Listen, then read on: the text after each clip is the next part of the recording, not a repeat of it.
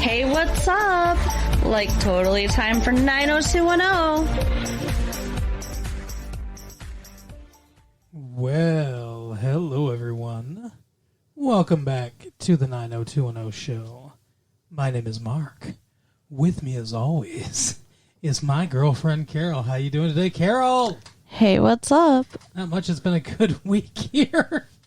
You didn't like that opening? I'm just wondering if I'm doing the show with you or with that radio dude. What's his name? Which not Shadow Stevens, but No, I know Casey Kasem.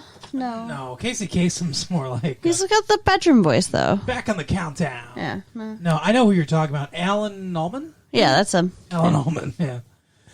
Now stand by the fire. Yeah. That's exactly what you sound like.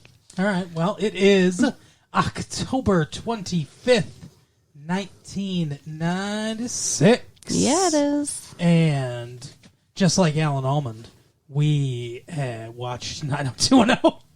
I assume he's a fan. It's like, Sure. where's Brenda gone? Everybody loves 90210. Come on. This Valerie just doesn't take her place. What the fuck? I don't know. What did you think of this episode, Carol? Life after death. I don't know. It was a little heavy. Yeah, a little heavy, a little slow.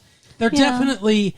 It's the beginning of the season, and this seems to be the modus operandi for this show at the beginning of the season, where it starts out kind of slow because they want to establish all the things that they're going to play out over the next season. That makes sense. But yeah, I mean, we're seeing like the relationships forming between the characters. Oh, and yeah. I mean, it seems like the way things were in the end of this episode that we're seeing at least 3, maybe 4 really good fit relationships. Yeah. But that's not going to make for good TV. So you know that things aren't going to happen. Yeah. Things aren't going to go well. yeah. Valerie's going to start rubbing up against Brandon or something. It's like Claire. right? They're lulling us into a false sense of security. Yeah, there's hints that Claire might be up to something. You think? I don't know, either that or her dad is just completely out of touch. Oh yeah. Because she. Why do you think she's lying to her? Okay, so Yeah, let's go ahead. Yeah. You take us through All right. whichever storylines you want to, whatever order you want, Carol. So for some stupid reason, Claire has started dating David. Yeah, well, kind of. Well, she started to date him, and then she wanted to bring Donna to meet this new guy. Well, that's the thing. She met David because David walked up to her while she was changing a human being into a pug or a dog or something. Yeah, it was I don't know weird. what the hell that was. It was very weird. Some weird movie program. And he's like, you're in my communications class. Yeah. So he invited her to his like video screening or something. Yeah. And she brought Donna. You got to Who- meet this dude. Yeah. Who then, ran away because that's what Donna does whenever she sees David. You got to meet this new guy I met. You'll probably not want to have sex with him for 2 years. Drive him to cheat. Right? So she finds out, of course, Donna used to date David and it's this big awkward thing, but she still is going to try to do it because it's Claire and she doesn't really give a shit about anybody. No. So she waits for Kelly and Donna to be out of the apartment at a frat party and invites David over. Yeah, Claire's got to get that. She has a hole that she needs filled. Yeah. Emotionally, she's got a hole. She's got a couple holes I think she wants filled. But yeah, David gets all wigged out because it's his old apartment. I love how he says, of all the 3-bedroom apartments in the world or whatever, why'd you have to choose this one? And her response is, location, location, location. And I just have a note here that says, these teenage kids sure talk like 45-year-old adults. Well, I don't know. Maybe her location is, near Brandon. Yeah, I guess. Who knows? I don't know. So she's trying to get with David, and he's like, I can't do this. I don't want to hurt Donna anymore. Right. David's trying to be a nice guy. They're trying to paint him as, he's matured. He's better now. I don't think he'll ever be better. No. Maybe better than Ezra. But Donna is maybe getting set up by her mom. So, set up for a murder. What? Donna's mom has committed several gruesome murders in Oregon, and she's setting Donna up. Okay, it sounded like you said Donna's mob has committed several. I said mom. But... And then you said in Oregon, right? Yeah. Which makes no sense. Picked a state. Because she lives in Texas. That's the part that doesn't make sense. She lives in Texas. Okay, fine. She committed several murders on the border of Texas and Mexico because she runs a drug cartel. That's Donna's mob. Right. What would Donna's mob be dressed like? They'd be in all sequins. We are Donna's mob. What the fuck? This is our territory. Oh, this is what I have to work with. Okay. Donna's uptight bitch mom. Right. Is trying to hook her up with one of her uptight friend's sons. Correct. He's so special, she says. Yeah. Yeah, she said special a lot. It made me think that he either had special needs or like he was a little person or something. Like I expected when the mom came in for her to say, "Oh, is my son not here yet?" And they're like, "No, he's not here." And she's like, "Oh, actually, he's right here in my pocket." Look at how precious he is. Right. So Donna is very unhappy about this. I don't even know why she agrees. Her mom has way too much power over her. Oh, God, yeah. And she instead meets a super hot guy at this frat party that they all go to. Yeah. And they spend the whole night dancing, and he makes one sexual innuendo, and she tries to run away. Yeah. How is she going to make it through life if she can't ever even talk about sex? It was barely even a sexual innuendo. Right. He's like, first one goes, because he compliments her dancing and says, "What else are you good at?" And she's like, "What?" And he says, "Yeah, like surfing, I almost said skateboarding. Skateboarding, skydiving, whatever. I don't know what he said." Yeah. And she's like, "Nah, I'm not really into that stuff." And he goes, "What about indoor sports?" And then she's like, I'm out of here. Yeah, good night. I would have been like, fine, get the fuck out. Right? He's like, wait. His name, by the way, is Griffin Stone. Yeah, what a name. A name that comes right out of the Flintstones. But he stops her, and she says, "What if I tell you right now that I'm a good Catholic girl?" Mm-hmm. He hasn't even asked you on a date. Right. He has not tried to kiss you. Yeah. You're jumping a little bit ahead here. Yeah. And of course, what we know is, as a good Catholic girl, he can just play with her boobs. That's pretty much what he's limited to. So he says, "Oh, that's okay. I'm a good Catholic boy." Like, she's not that hot. No. Like, I just don't understand it. He's in college, and he's a good... he's very generic looking. I can see the casting director be like, yeah, you see the mold where they make they make young man faces over there? Just give me one of those. He looks a lot like John Sears. He does. Strong jawline, dark hair, same haircut. Not quite as muscular as John Sears. No. That's about it. But yeah, he's very generic. But even so, he's still handsome, and it's college. He could get with a lot of girls that are what they call DTF. What the fuck? What is DTF? How about GTG? I don't know what any of this means. Good to go and down to fuck. Okay, where did you hear this bullshit? Okay. I hate to admit this, but a few years ago, Ted Danson and what's his name, or what's her name, from Family Ties, Justine Bateman and her brother Jason Bateman. The three of them got together. I believe they were court-ordered to do this. And they made a VHS tape called How Do I Know If I'm Really in Love?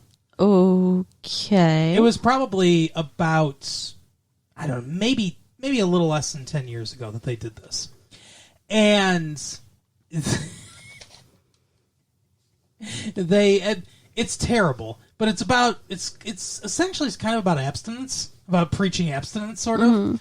But they have this musical number of where they're like, is she DTF? Is she GTG? Oh my god! And they've got it on their shirts, like they have the different ones on their shirts.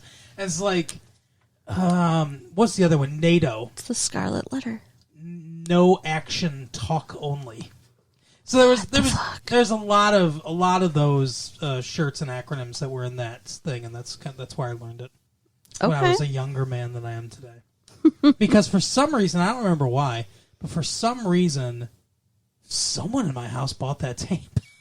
Really? Like, you didn't just happen upon this? It wasn't forced on you in Sunday school, or?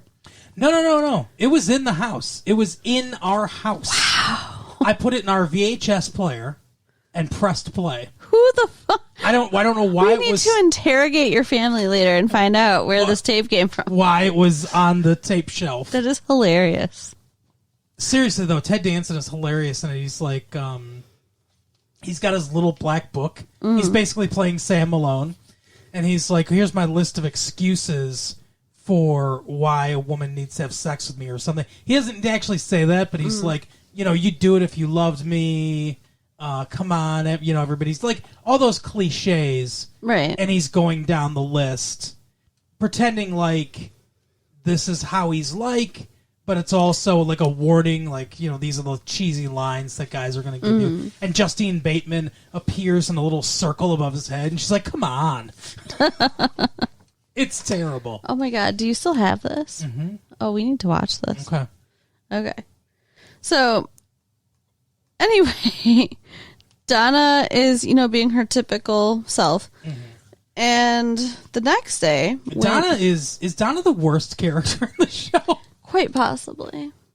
I mean, because I know she's being handcuffed by her dad, Aaron Spelling, who produces this, and doesn't want her in a sex scene. Or doesn't want her character even to be hinted at that they could have sex, right? Like, the whole reason the storyline exists is because he doesn't want his little girl to be involved in storylines like that. Yeah, he really should have just not let her go on the show. But because of that, she's a very boring character. I don't think that's necessarily true. I mean, the fact that she's the only one who hasn't had sex and it causes all this conflict, I wouldn't say that she's a boring character. I mean, I wouldn't want to date her if I was a dude, but I don't think she's boring. Well, I don't think, like, in real life, if you don't want to have sex, I mean, that's your choice or whatever. I don't think that makes you boring. But in the guise of the show, she just comes off as really prudish, really... I guess because she's a virgin, they're writing her character in a certain way, and it's just very... Like you said, when the guy makes that one innuendo and she's like, bye. Right. I mean, that's to me, that's like, I don't even want to hang out with you. And yet she, made out with Dylan, and he made all those comments about having threesomes with her and Kelly. And that was fine. Yeah, she was fine with that. Right. But anyways, she dances with this dude who's all into her all night. Mm-hmm.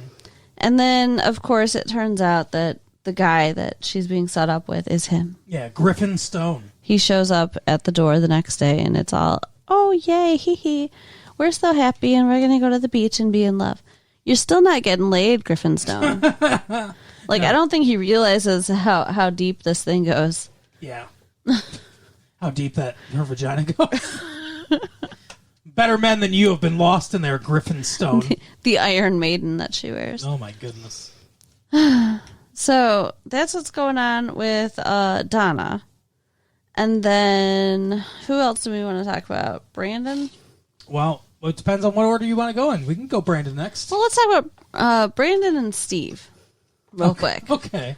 Let's go back to this frat party for a moment. All right. Steve organized this party.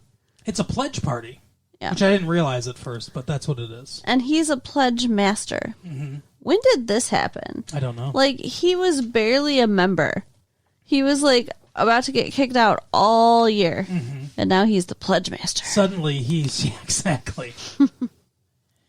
Yeah, suddenly he's the lord of this fraternity. I don't know what happened to the gay president that they kept. Oh, good question. Shouldn't he be doing this? Maybe. I mean, maybe this is the division of labor. I don't know. You can't be around young boys. Well, you can stay. You can stay in the fraternity, but you can't be in charge of this. It would get weird. Now, everyone take their pants off. We're going to start the flogging because you know how they do their little hazing. Oh yeah. So then Brandon shows up at this party because Steve really wants the student body president to show up to his party. Mm-hmm. And it's a big coup for him. He takes a sip of punch and immediately is like, "Are you crazy? You can't serve alcohol. You're at a frat party. Right. What is wrong with you?" Valerie's right. Everyone in this show is lame. Right? Like, Valerie's like your older sister that doesn't like or watch the show, but loves commenting on how lame everyone in the show is. And she's not wrong. Right. Yeah, they really are. It's fucked up. But it's just so weird to have a character in the show basically commenting on how lame and wholesome everyone in the show is. But, I mean, it is getting a little out of control at this party. Oh, yeah, a little bit. There's probably, I don't know, roughly 300 people there. Right. And there's people making out on the front lawn. There's beer cans all over the front lawn. Yeah, be a little discreet there, Steve. Right. And the police, of course, show up because they're being super loud. Campus security. Oh, campus security, okay. Even worse. And somehow, Brandon and Steve charm them and convince them everything's okay. Mm-hmm. They didn't mean for this to happen. They weren't serving alcohol. Mm-hmm. They're not going to let anybody drive home, and they're going to make sure that everybody gets home safe. Yep. What the fuck? Again with the straight-laced bullshit. And as soon as these dudes leave, Steve's like, "Great, let's party." Yeah, I know. He's really, going to end up in jail. Really learned his lesson. Like, that's just going to happen. Like, he's going to have to do some time. Steve's going to need to get broken out of jail by Donna's mob. Right? We're here for Steve Sanders. Click our heels. Oh, goodness. I don't know why they have that accent, but that's Donna's mob for you. I think that's your attempt at a Mexican accent? It's not my attempt at a Mexican. I can do a Mexican accent. Can you? Si, senor. Oh, God. Don't. Maybe you can, but you shouldn't. Andale. Arriba. No. Right? No. Speedy Gonzalez. That's Mexican, right? I can also do French. Oh, ma chérie. Or whatever. Pepe Le Pew. Okay, Pepe. Yeah, see, I learned all the accents I need to know from Looney Tunes. You want a Southern accent? Well, I'll say.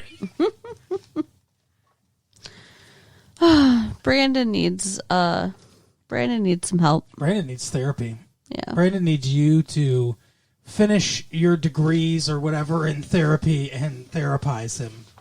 He is like really struggling with having actually literally watched his friend burn to death. I did not realize that happened until you said it, but I'm sorry, it's not funny. I mean, it is because it's a TV show, but you just come right out and said he watched his friend burn to death. He says it. It's like, what the fuck? Like, I knew he saw the car explode, but like, what all did he see? That he watched Josh's face melt. Right? Was he like flailing around and he roll out of the car? Like, what did Brandon see? Oh, poor Brandon. So Josh falls out of the car and just reaches out a hand and why didn't you go with me? But, you know, even if he had gone, like, what would he have done? He wouldn't have been driving. No. He would have just died. Yeah, I mean, I doubt that he would have been like, "Oh, no, don't stop," or whatever. Maybe if Brandon was in the car, the angels would have intervened. Right. And the truck would have just phased through, like with that school bus. For those of you that haven't listened to that episode, I still cannot fucking get over how there was a Christmas episode where there were angels, for some reason with Brooklyn accents, that were like, Yeah, we're watching these 90210 kids. Oh, no, Charlie. They're gonna die. What's wrong? What was it, season 1, season 2? I think it was season 2. But the truck was gonna hit the bus and kill everyone. And then at the last minute, the angels stepped in and made the truck phase through the bus. Right. It's not like they even had a hint of realism where they just put something in their path so the bus stopped for a minute and then it was a narrow miss. The truck literally phased through it while Steve watched. Right. And they never bring up the fact that Steve had to have witnessed this. And Steve never says anything. It's fucked up. So anytime there's ever any big tragedy or accident like that, the first thing I think of is, why didn't the angels help this dude? Right. The angels were up there like, fuck Josh Richland. The angels who are like, oh, you know who really needs help around the holidays? These kids from Beverly Hills. Exactly. But this episode begins with Josh's funeral. Yeah. With Brandon, for some reason, doing the eulogy. His sister's in town. Why isn't his sister eulogizing him? First of all, I don't think this is his official funeral. I think it's like the memorial at the campus. Okay. But what I noticed is that everyone in the audience looks pissed. Everyone that's not a main cast member, all the extras look angry. And I was like, what was the direction there? You hate that Brandon's speaking. Well, apparently a good portion of the student body does hate Brandon. Yeah, some of them. That comes up. So, but he's eulogizing this dude. Oh, that's another one of my notes. Just what this teen comedy needs: politics. Right. And as you mentioned, his sister is there, and she's like, "Oh, you are such great friends, and I want you to come by, and I'll give you something when I'm going through his stuff." Some weird moments. Very weird. Between him and Brandon. Very awkward. And she even says something like he never mentioned you, and he said we weren't that close. And it's like, if this is the kind of conversation you're having, why are you inviting him to come get stuff? My favorite part was she turns and leaves, and he turns to Kelly and says, "She walks just like Josh." Yeah, what the fuck was that? And the first thing I thought of was, oh, the way she walks, her ass looks just like Josh. Like, what the fuck? That would have been funny. It was weird. It was very weird. They had some weird eye contact, I guess it was supposed to be an awkward conversation. That's what they were supposed to be conveying, I suppose. Maybe. I don't know. It was fucked up. Yeah, it was weird. So, yeah, that whole thing's weird. And it's like, he's upset. And at first I'm like, well, why is he mourning so hard if he's not that close to him? But I think it's more the trauma of having watched him die. Absolutely. I agree. So, that's he's kind of a dick to Kelly at first. Yeah. She's trying to help, and he's just like, I didn't want to be alone, but never mind, because this is not good. Like, right. I don't want to talk either. Fuck you. And then he leaves. Yeah. He's a dick.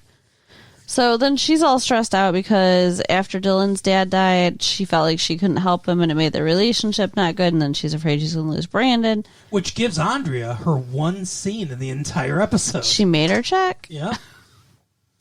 Cash that paycheck, Andrea. Gabrielle Carteras. And her great advice. Just love him. Just love him. That's all you can do. It doesn't matter if he fucking listens to you or not. Just love him, man. It's like, okay, whatever. Thanks. She also goes to the student senate meeting. That's true. She carries the baby. Like, why are you bringing the baby into a student senate meeting? That seems a little fucked up. I think it's hilarious that basically I feel kind of bad for Gabrielle Carteras because it's just like she comes like what do they call it when they have a scene? Not the book, but you know what I'm talking about, the call sheet. Mm-hmm. Right? Every time she's on the call sheet, it's like, get her the baby. Yeah. I mean, it's just like this tote that she carries around with her in every scene she's in. And that baby would not be silent all the time in real life. Come on now. Do you think that's a real baby? No. In there? Yeah, I think it's some doll. Yeah, for sure. Otherwise, it'd be crying, which it should be because, again, it's a fucking baby. Right. Being taken to a college senate meeting. So, that would be, of course it would cry. Babies are well known for their love and attention to college politics. So, Brandon gets approached by the head of the, Latino community. And he's like... This dude looks like he comes out of West Side Story. Every time they film him, it's like the color grading's completely different. He doesn't even look like he's in the show. Like, he looks like he's superimposed. Right. He's got this blue jacket on, and there's a blue filter around him. Yeah, it's kind of weird, but he's very hostile, and he approaches Brandon and says that he is contesting... the legitimacy of his presidency. Yeah. Because Josh died, Brandon's president. And, I assumed that's accurate, but apparently there's not very well-defined rules or something. Not in this college. And they're talking about how they're going to go to court. What court? I'm really confused by this. I don't understand that either. Does the college have its own court? I would assume that's what they have to be talking about, because why would they go to a real court? Like, a real court would be like, we don't give a fuck. Exactly. I don't understand. Like, you would think there'd be some sort of council or something like that where they could, or the board, like the board of regents or whatever they call it. Mm-hmm. You would think they would appeal to them, and then they would make a decision and say whatever. But no, they're going to court. And then Brandon's supposed to be leading this meeting, right? And all he does after he talks to this dude is bang a gavel and say, the meeting's called to order and now the meeting is adjourned. Get the fuck out. Like, why did you do that, Brandon? I think the point of that is that he's pissed and he's giving up. And then the arc of his character through this episode is that he decides not to give up. I'm contemplating. I'm sorry, I was the logical one for a second. No, I'm just contemplating what you're saying, because it's like, he decides not to give up? Does he really? At the end he says the only way to honor Josh's memory is to kick ass and to chew bubble gum and kick ass. And he says that it would have been better for him to have been in the car if he doesn't do this. It's fucked up, but yes.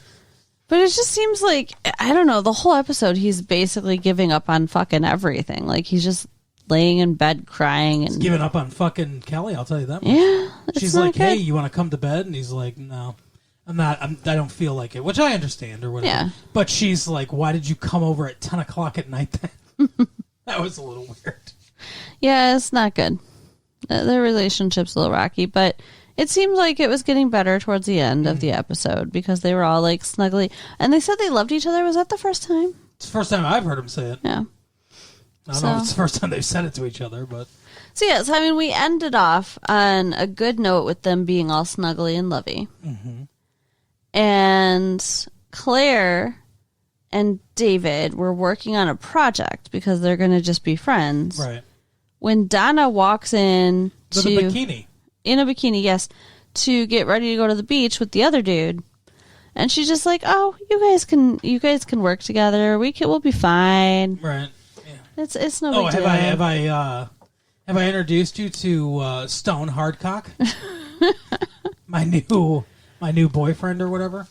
So she's acting like now she's over David and everything's going to be fine. And I bet you, because of the show being the way the show is, she is. Going forward, it'll be like they never, ever dated. Until they get together again eventually. Yeah, we'll see. But him and Claire then are like going to go at it, you can tell. Yeah. So, which is fine. I guess.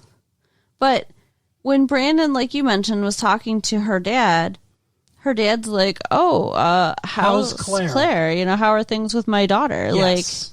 Like he obviously thinks they're dating. It sounds like it. And Brandon's just like, oh, you know how I feel about your daughter, sir. Like, yeah. How? Right. I love how on this show everyone speaks in riddles instead of actually giving information. This is one of those shows where there would be no conflicts if any of them had ever heard of Post-its. Right. It's just like, leave a Post-it note. Here you go. I'm not dating Claire. Yeah, it's weird. And, like, the other characters just act like it's normal when they say things. Like, if he had said to me, "Oh, you know how I feel about your daughter, sir," I'd be like, how What do does you that mean, feel? Brandon? I don't know. Like, but they're just like, "Oh, haha, yeah." Like, it's always like that. Yep. Convenient misunderstandings. It's the Three's Company formula. Yeah. So now is my favorite part of the show. I figured it's not a big part of the show. The Brandon plot's the A story that drives the show, but I figured you'd save this for last because this is your sweet spot here. Valerie and Dylan. Yeah. Valerie just shows up at Dylan's house. Like 3/4 of the way through the episode. Yeah. I thought to myself, we haven't seen Valerie at all this episode. So he lets her in. She's just like, "Oh, Well, hey." at first he says, I love how anytime I interrupt you, What? you look at me like you want to sick Donna's mob on me. Stop the interrupting. It's more Spanish than it is Mexican. It's more Espanol. Like it's Okay. more yeah, whatever. But my confusion is that it's on the border of Texas and Mexico, so Whatever, I think I don't it's just care. wrong. Go ahead. At first he says, "Hey, I don't want to have anything to do with anyone living at the Walsh house." Mm-hmm. And she's like, "Yeah, can I come in because I have this vagina?" And he's like, "Yeah, okay, fine." But so he lets her in. Yeah, I guess he did try to put up a fight for like a minute. Not even. And then, like, he was making egg salad, which seems like the most, It's such a weird juxtaposition because she's like, "You're the only one in this town that gets me," and he's like, "Oh, Jim and Cindy aren't good," and he's like, "Are you kidding me? Everyone else in this town besides you and me is just completely wholesome goody two shoes." He's like, "Yeah, you're right, babe. Let me just finish making this potato salad." egg salad, yeah. Or egg salad. And then they're talking about, like, what eggs mean to them, like, in their traditions and culturally. And it's like, what? It was just such a mundane activity and conversation for these characters to be having. Maybe he's going to fertilize her eggs. Maybe God. Maybe it's foreshadowing. Don't even joke. That would be very, very bad. I think you very much identify with the Valerie character.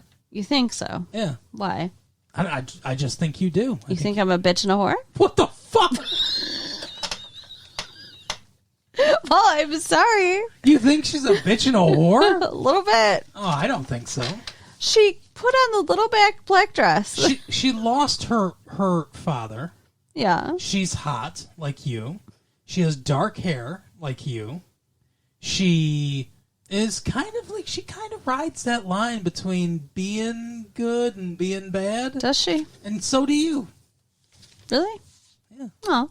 You ride that line. Well, I'm glad to know that I'm like, Valerie hotness or whatever, but not but you're not a bitch or a whore. God. Anyway, She's sleeping with one guy. I don't know how that makes her a whore. because she sought him out. Oh my God! What are you, a mother from 1956? She asked him out on a date. What a hussy! But I mean, she got into the little black dress and went out looking for it. Oh no!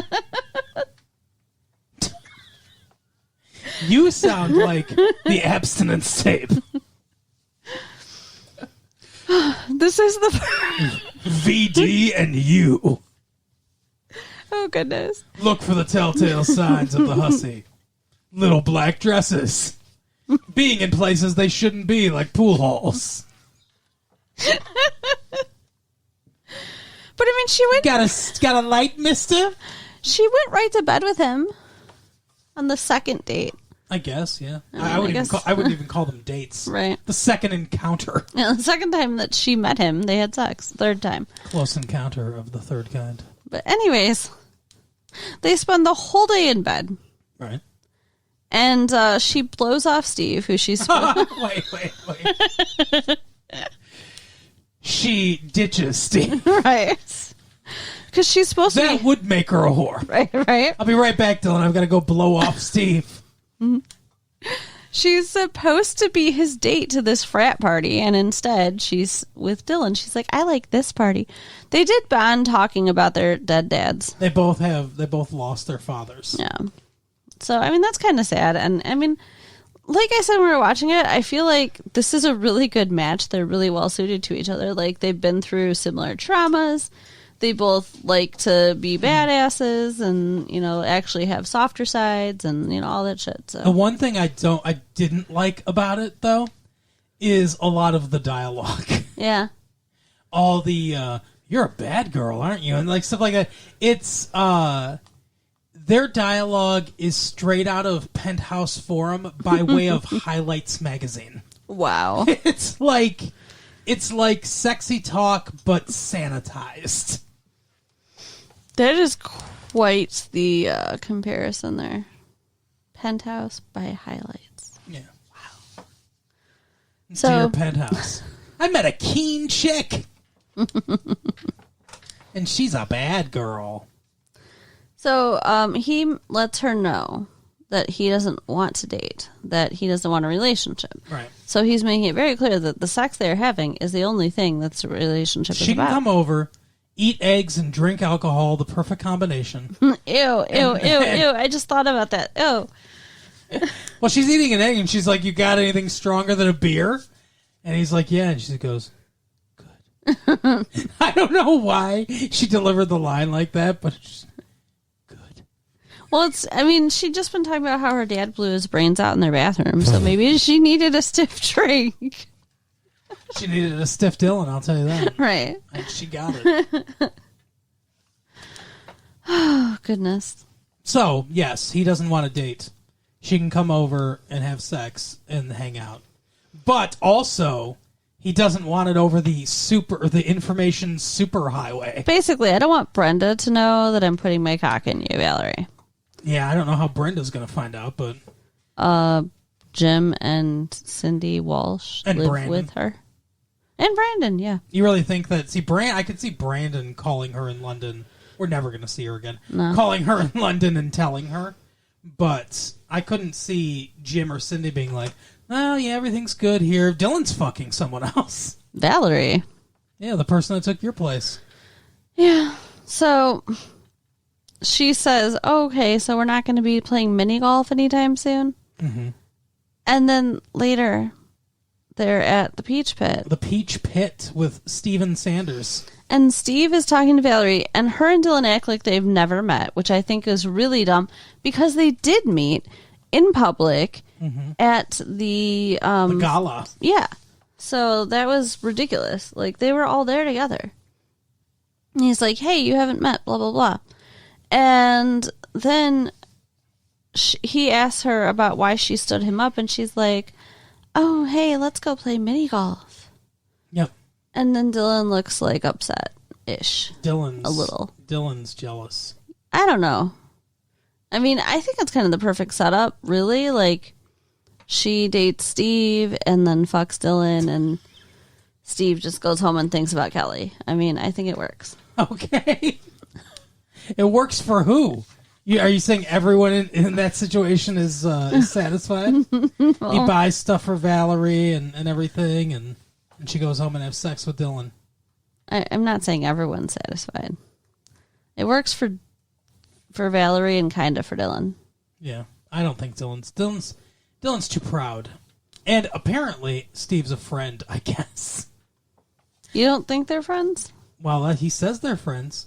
He says, like, what's going on with Sanders? And she's like, nothing, or not much, or whatever. And he's like, let's keep it that way, because he's a friend, and I wouldn't want to see him get burned. Mm. And that's when she says, he's a big boy. If he doesn't want to get burned, he shouldn't play with matches. And then Dylan says, ooh, you are a bad girl. And that is Penthouse Forum by way of Highlights magazine. Yeah. Yeah, okay. It's not great, but it's interesting. Yeah, their storyline is somewhat interesting.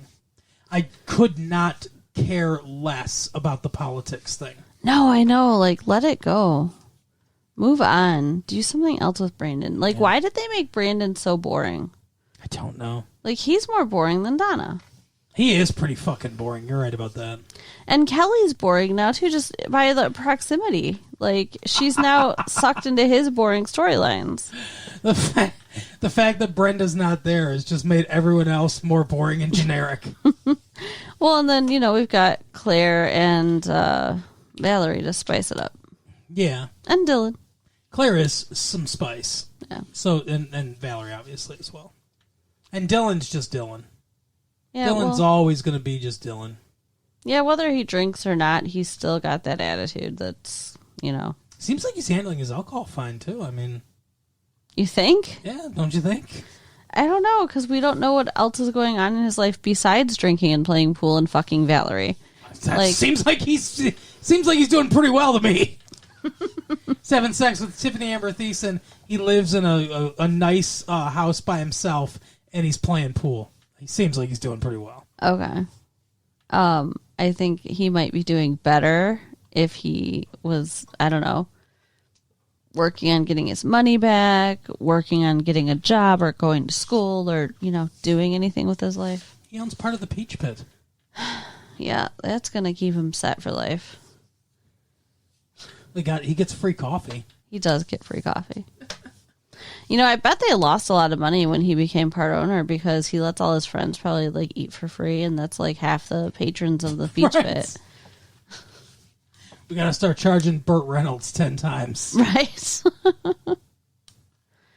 That's pretty much it, though. That's the episode, I think. It is. That is it this week. I'll tell the people, I don't know, whatever you want to tell them. Let's go.